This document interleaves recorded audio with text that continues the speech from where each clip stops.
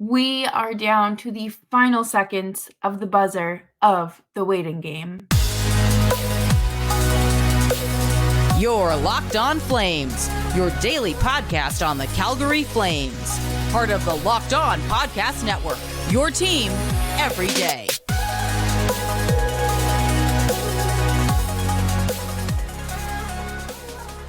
Hello, everyone, and welcome to today's episode of Locked On Flames. As always, I'm your host, Jess, and thank you so much for joining me. Today's episode is brought to you by FanDuel. Make every moment more. Right now, new customers get $150 in bonus bets with any winning $5 money line bet. That's right. That's $150 if your team wins. Visit fanduel.com/lockedon to get started.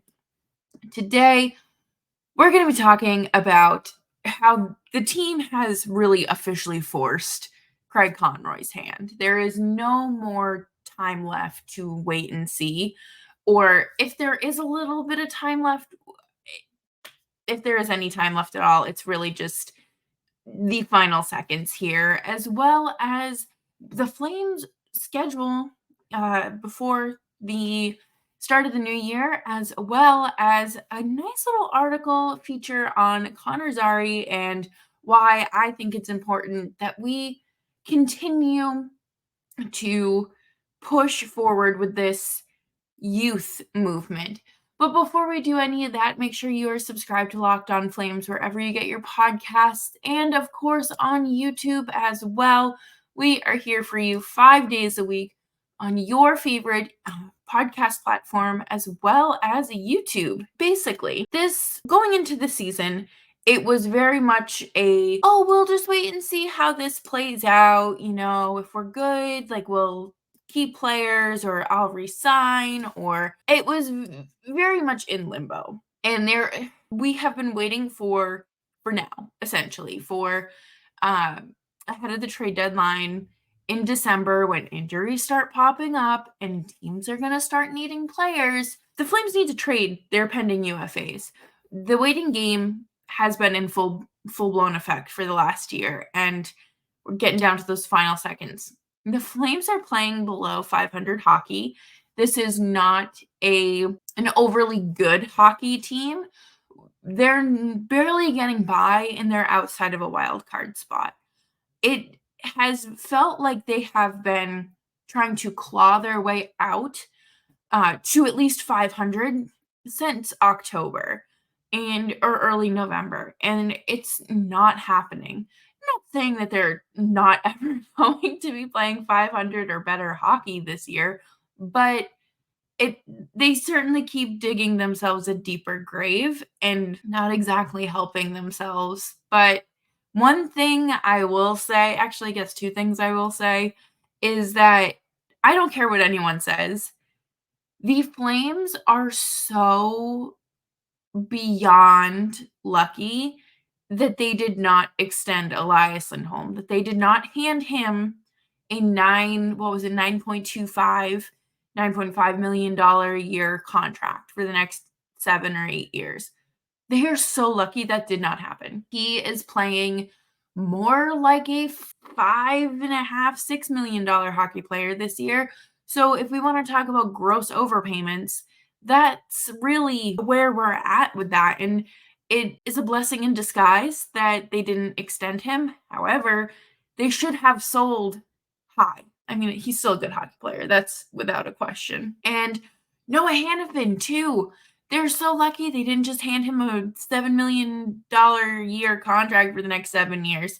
I would be sick to my stomach knowing that the defenseman that is consistently getting walked and is very much standing like the guy emoji, where he's just standing and in front of the net, not playing defense. That's a lot of money. And Nick has mentioned it several times on this show. You do not want to pay for defense unless those players are putting up counting stats, which is why players like Cale Makar, like Adam Fox, like Quinn Hughes or Charlie McAvoy will make the money that they will over the course of their career. There aren't too many upsides to Noah Hanifin. But I do think that him being, having that offensive presence to him is attractive to teams, and it's attractive to the Flames. They're so lucky when they get on the board and score, and he's not allowing a goal, he's scoring one. This is very unfortunate right now. One of the other pending UFAs is Chris Tanev, and he is out. He got injured in like the first 15 seconds against Colorado by a hit by Ross Colton, and he didn't come back. And he missed the game against Vegas, and it was announced today. I believe it was earlier today. Sorry, it's felt like 3 days rolled into one. And Eric Francis tweeted saying that he flew out of Vegas to go back to Calgary, and he's not playing in Minnesota tonight. That is not a good sign, regardless of his contract status. Like, let's take the pending UFA out of this. Chris Tanev does not miss games. We know that this man has played through the most not great injuries. We talked about it last season, about him playing through not being able to play through the injury that he suffered through the playoffs. And like, he is not just gonna sit out because he's a little bumped and bruised. No, we've seen this man deflect shots with his face. Granted, that's not exactly the smartest decision, but pain like that doesn't necessarily bother him. He will go out there and lay it all on the line. Him not playing, that's not a good sign. There was a small window for him to be traded, and that window is cracked open right now. And I know I said earlier this year, or last week rather, that I would like to see the Flames extend him a year. If he comes back from this, yeah, sure, like I'm still on that train, but I'm also still very concerned about what this injury is, and if it's even like, is this something that will allow the Flames to trade him? Speaking of missing time, Oliver Shillington is a pending UFA as well, and he is still there's no clear timeline for him to return. I believe they're just kind of letting him take his time and work his way back until he's comfortable, and that's fine. I'm not going to sit here and berate a player for taking care of themselves. You wouldn't talk poorly about, Gabe Landeskog working his way back after reconstructive surgery. The same thing goes with mental health. It's not a game. You don't mess with things like that. It's not convenient for this team anymore to sit around and wait. They have to get moving. Listen, the Bruins are missing Pavel Zacha. I don't know for how long, but listen, I've got someone on this team that you could make very good use of, and their name rhymes with Schmillen Schmube, and maybe even Elias Lindholm. So, Don Sweeney, pick up the phone, please. But coming up next, we are going to talk about the 6 remaining games in December, and we're going to take a look at the Locked On Power Rankings. But before we do that, we are going to take a quick break here, and I'm going to talk to you about FanDuel. Right now, new customers get $150 in bonus bets with any winning $5 money line bet. That's $150 if your team wins. If you've been thinking about joining FanDuel, there's no better time to get in on the action. The app is super easy to use, and there's a wide range of betting options, including spreads, player props, over-unders, and more. I love the FanDuel app because it is super easy to navigate, and you can get cashed out instantly. So visit FanDuel.com/lockedon and kick off the NFL season. FanDuel, the official partner of the NFL. Thank you, everyone, for tuning into today's episode of Locked On Flames. Make sure you're subscribed wherever you get your favorite podcasts. One thing that I just really don't enjoy about hockey is how it feels like you're either a back-to-back, you have a day off in between a game, sure, or there's like 3 games without hockey. With the holiday roster freeze coming up, I fully expect that to happen. You can anticipate that, but I was looking at the schedule for the rest of December, and there's only one instinct or opportunity here where they have 2 days off, and that is between the Panthers game on the 18th and the Ducks game, I believe? Yes, the Ducks game on the 21st, and then you have the 27th, the Kraken are in town, and then off the 28th, 29th, 30th, and then they play New Year's Eve against the Flyers. So this is crunch time, and all the more reason for Craig Conroy to be working as hard as his players out on the ice. 3 of these 6 final 2023 games are in division. They are against Seattle, the Kings, and the Ducks. The Kings are the only team currently sitting in a playoff spot. The Ducks, they're getting better. Not much, but they are certainly improving and taking their time to do that. And the Kraken I knew that they weren't going to be as good as everyone expected. There is, some people had them at the top of the division with Vegas and the Oilers, but I did not think that they were going to have I shouldn't say not a good year, but an overachieving year. I think that their roster is very much like the Flames, where it is a redundant skill set. They have a lot of questions in goal. Grubauer is hurt and I believe is now week to week with an upper body injury. So it's not necessarily an easy situation to navigate, but the Flames should not do themselves any favors.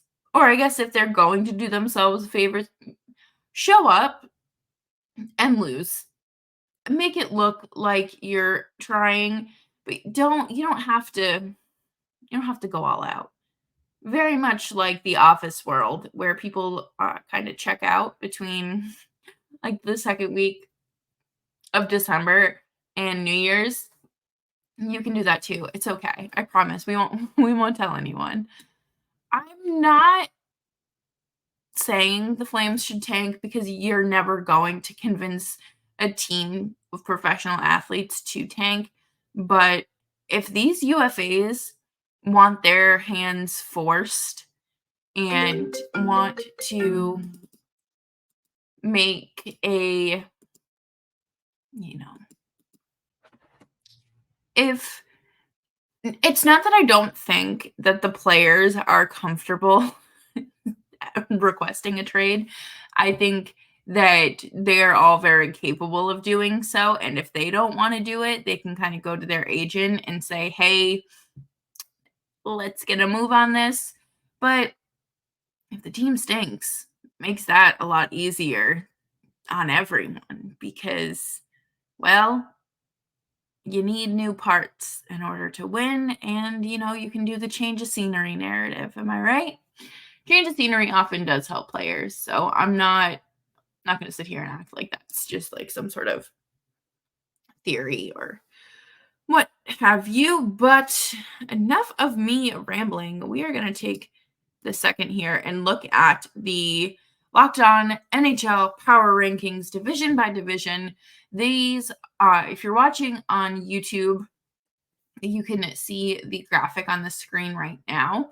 One of the biggest surprises to me is the Coyotes.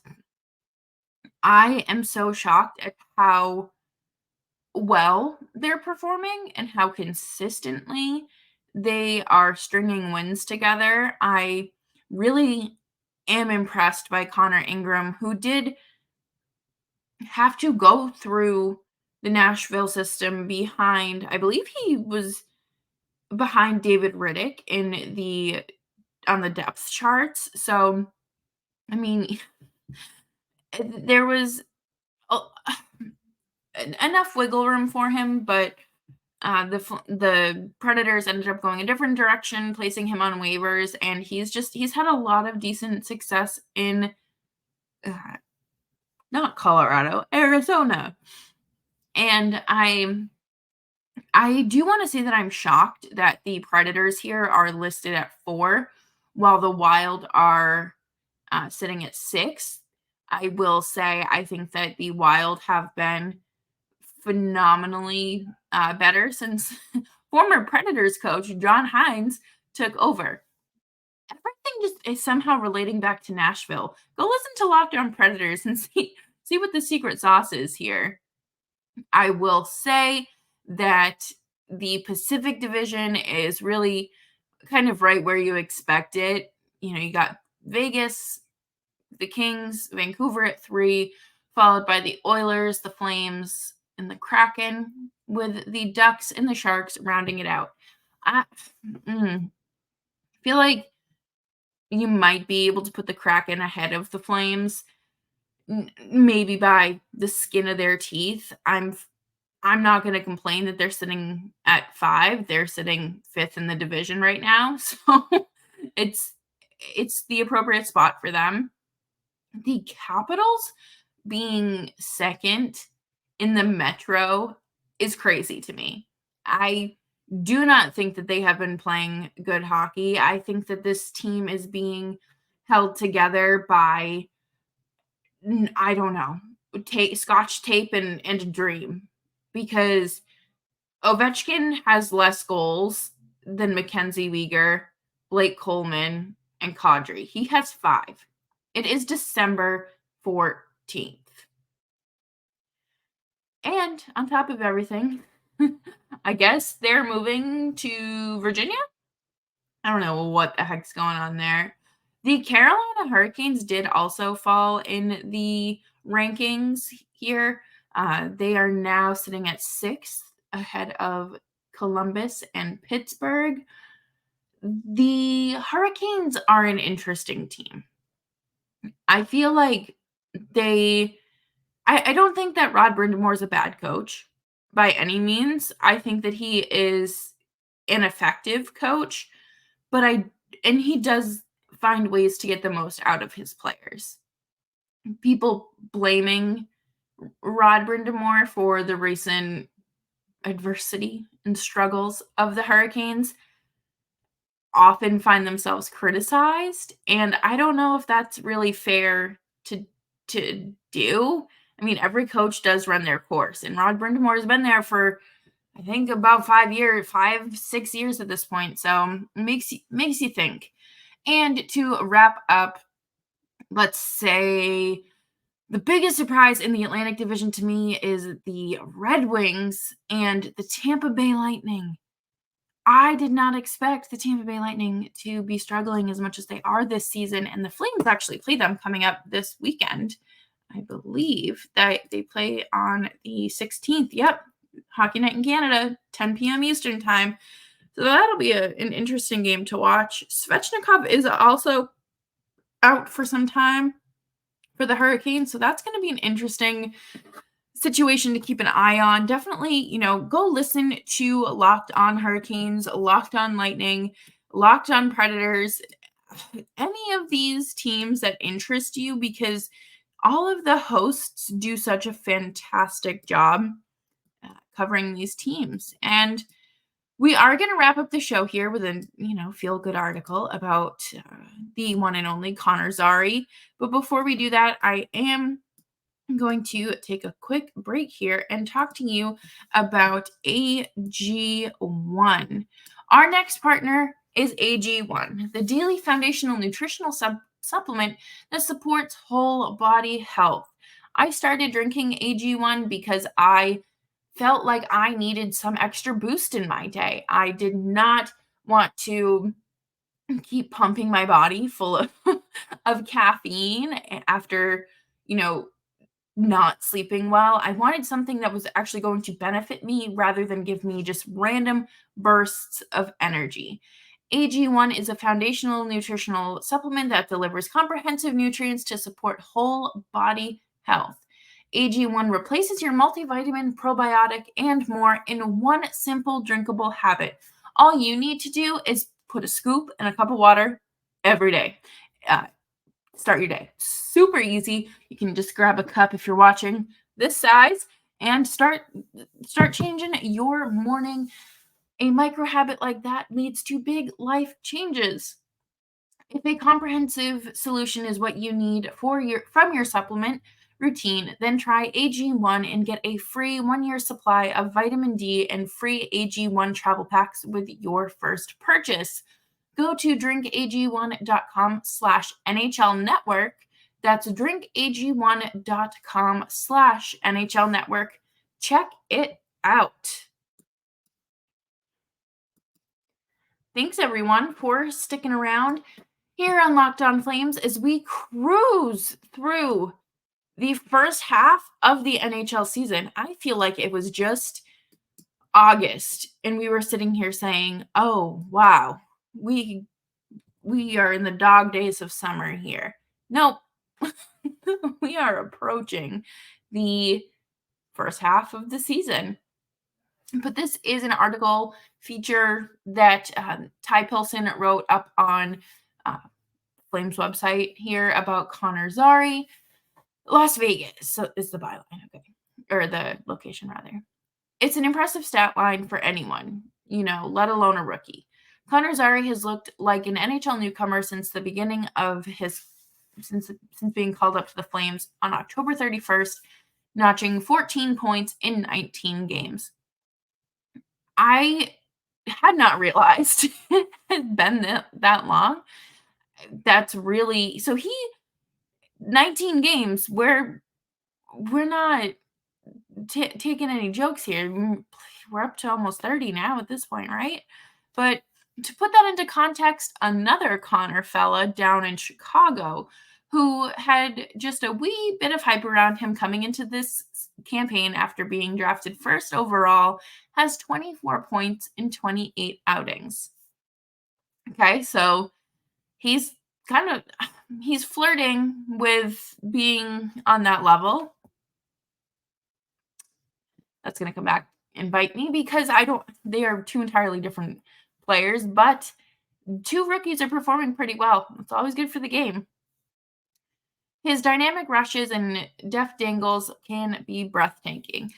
Absolutely. I think one of the best parts of Connor Zary's game and one of the first things I noticed about him when I was covering him in the AHL that's transitioned really well into the NHL is his net front presence. The Flames don't have players that are capable of doing what Zary does, and it is refreshing to watch. He is not afraid to get creative. He listens to that gut instinct, whether it's passing or to shoot, or the patience he has with that puck on his stick is better than what you see from, some 20-something-year-olds. It's some seasoned veterans, right? It is impressive. Monday night in Denver, he had another terrific tally of another sort in the first game of 3 in this road trip. I just kind of saw Uyghur coming down from the point and just got myself to the net and deflected it a bit. And then I was kind of smacking it around and it bounced in the air and I was able to make a quick play and bat it into the net. It was pretty cool. It was a pretty cool one, and it's always nice to contribute on the scoreboard. That's the thing. He does not give up on a play.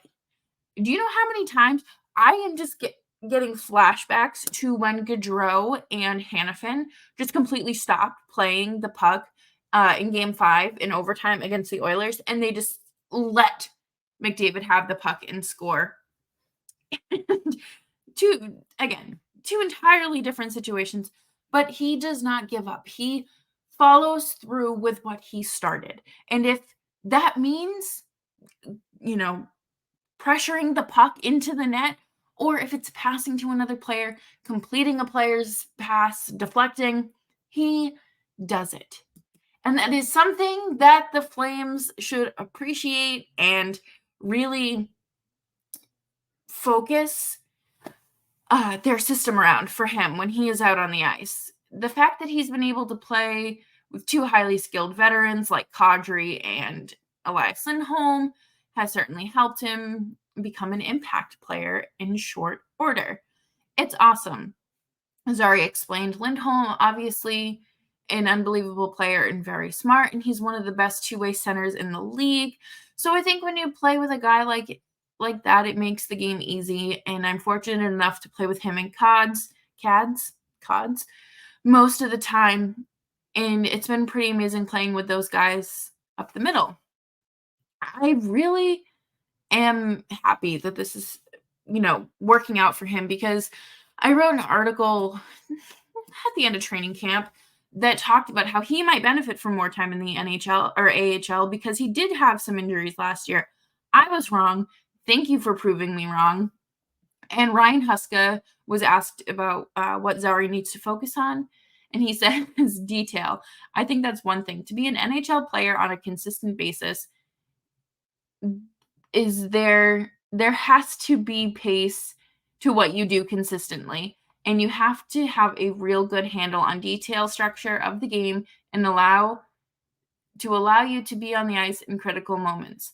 Oftentimes for younger players, those are the things that they always have to work on and make sure they are committed to improving.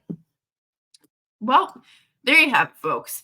I am very excited to see what becomes of Connor Zary and his time with the Flames. It's got to feel good for him, especially with how his professional career has kind of gotten off to that injury-ridden start. But it's great to see, and we will watch him for as long as the Flames need him up in that lineup.